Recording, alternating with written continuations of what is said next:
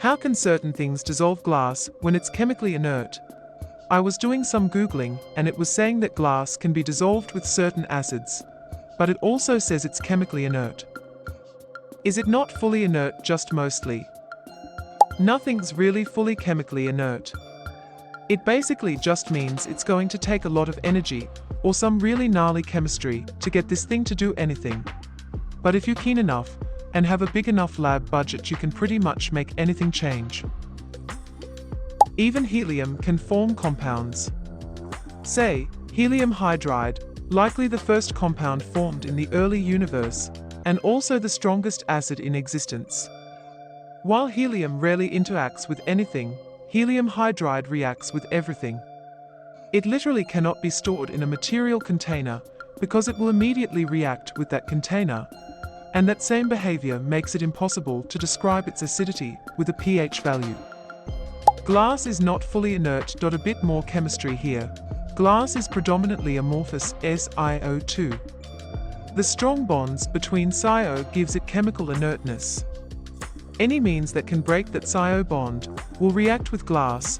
For example, HF etch glass into, roughly, SiF4. SiO has a bond energy of 452 kJ of mol, but SiFS bond energy is 565 kJ a mol, meaning it is energetically favorable to break SiO bond and form SiF bond.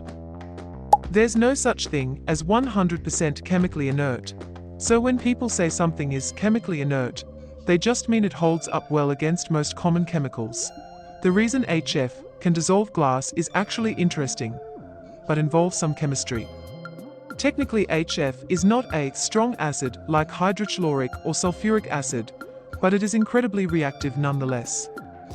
The fluoride ions it produces are actually the reactive part, as opposed to the hydrogen ions that most other acids produce. Inert does not mean immune. Gold is considered inert, but can be dissolved with a special mixture of acids called aqua regia. Even the noble gases, except helium, can be made to react, such as xenon difluoride, which is made with xenon and elemental fluorine with UV light. Chemically inert isn't so much like a lock and chain, it's more like the atoms are resisting being pulled apart from their current arrangement because they like the bond they have currently.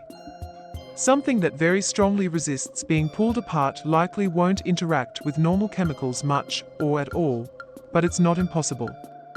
You can also add energy to try and make a molecule more likely to break its bonds. Take fire for example.